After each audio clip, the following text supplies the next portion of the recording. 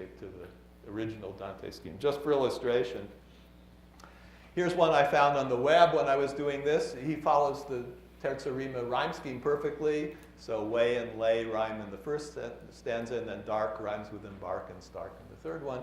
So we did that, but if you hadn't noticed, the metrical pattern of Dante, the original, is perfectly regular. It's basically iambic pentameter, except that there's an extra half syllable in each line because of the way Italian almost always ends in an unstressed syllable, so it's 11 syllable patterns. And in this web translation, there's no regular pattern at all. It's just completely unmetrical. Also, I don't like the sense of it at all. I mean, the memory shudders me. That's horrible, I think. Okay. But anyway, but it does meet the rhyme. That part's fine. And here's a much older one. This is actually by Longfellow from the 19th century. And the metrical, he satisfies the meter perfectly, but there's no rhyme at all. It's blank verse. Okay. Well, which one works better? That's got to be a matter of personal choice, it seems to me. And so I think the same thing applies in visual representation of molecules. Which one of those two translations of Dante is better? Which one of those two drawings is better? Well, that depends on what you're trying to bring out and what's most important to you. But calling either one of them a misrepresentation or an unacceptable translation seems to me not valid whatsoever. So that's the connection in that area. And now let's go to the last part, which is why is this a worthwhile effort, or is it? And as Michaela mentioned, just about the time I was getting started in this, there was a lot of pushback in an episode that was called The Science Wars. It sort of vanished a little bit, but it was pretty hot at the time.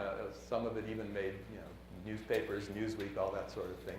A number of critics, some of them scientists, but most of them actually philosophers of science who tended to be much more hardcore defenders of the faith than any scientists, thought that the very idea of trying to look at science from a humanities point of view was either useless or perhaps presumptuous or even subversive, trying to suggest that the authority of science could be undermined by looking at it from a non-scientific point of view.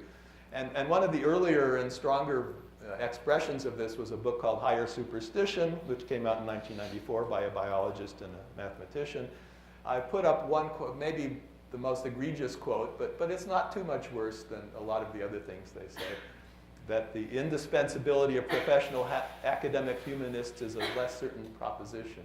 In other words, in their vision, the university of the future will just be science, and people can certainly enjoy the humanities, but there's nothing to be learned about them from professional academics.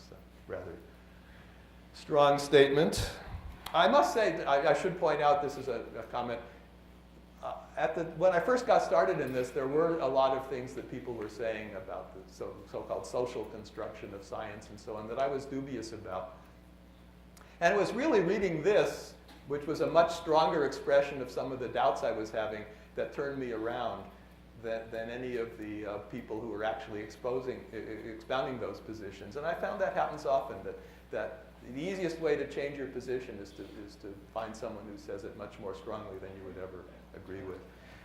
Anyway, the most famous example of this was the so-called Sokol affairs. Alan Sokol is a physicist, and what he did was he wrote a paper that was ostensibly a postmodernist analysis of science, a particular aspect of science, quantum gravity.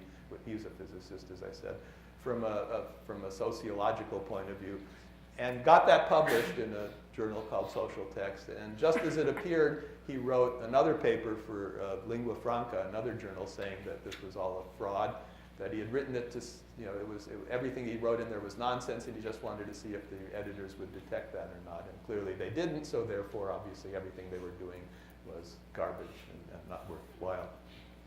So that was the really strong critics. Then there were a couple who seemed to think that there might be possibility of useful interactions, but it had to be from sciences, on the terms of science. And then the most famous of that was a slightly later book by biologist Edward Wilson called Consilience.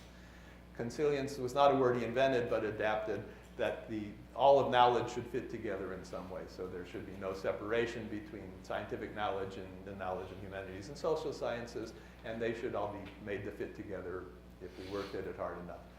And fine, I'm happy with that sentiment, but then if you look a little more closely into the actual things he said, it's much less comfortable. He says, the natural sciences have expanded to reach the borders of this. That sounds like, an army, right? Okay, we're gonna take you over pretty soon. We've gotten to your borders, and pretty soon we're gonna cross them.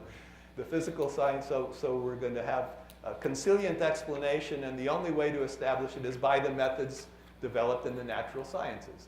This is invasion, right? This is colonization. This has nothing to do with cooperation.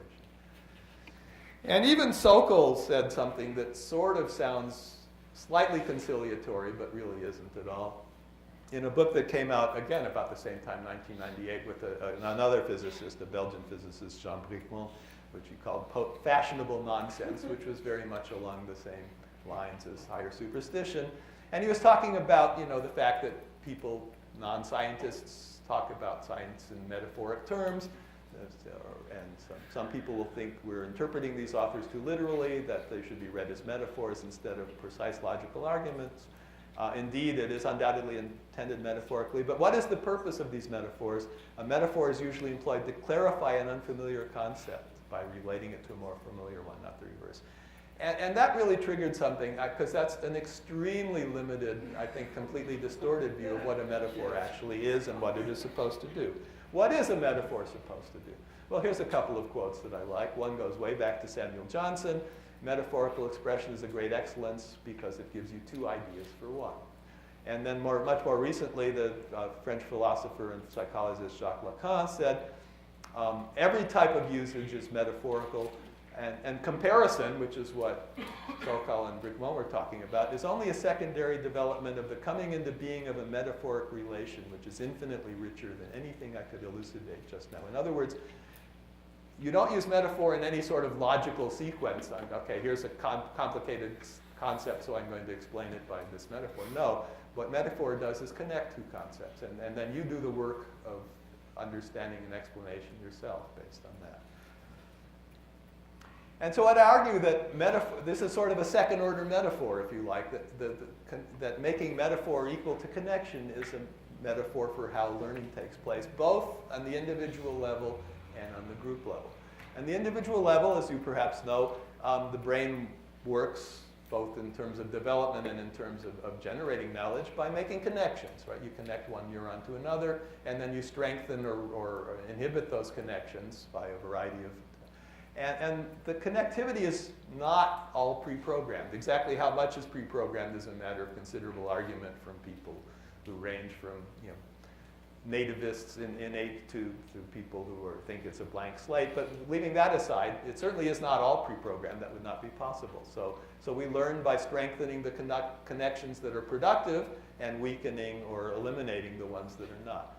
And I'd suggest that we learn as a group exactly the same way, by connecting ideas together.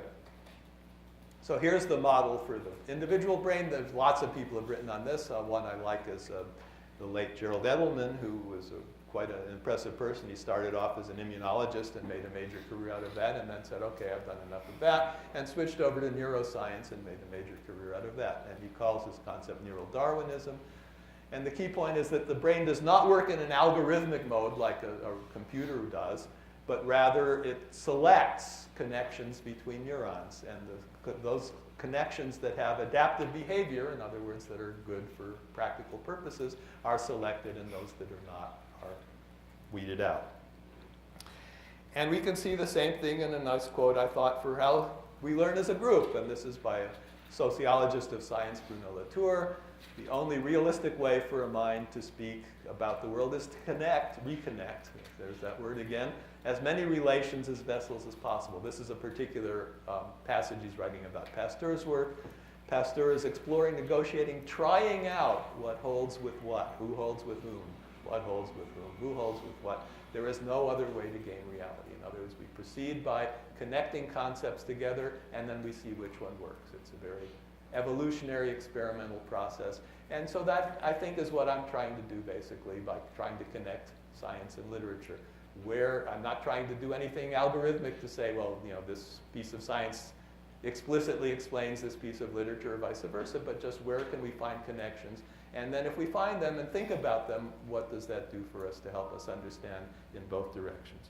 And just to close, another quote I like from a novel from Forster in the early part of the 20th century: "Only connect," that was the whole of her sermon, "connect the prose and the passion, and both will be exalted. Live in fragments no longer." So I hope that's what I've been trying to do in connecting science and humanities. So thank you very much.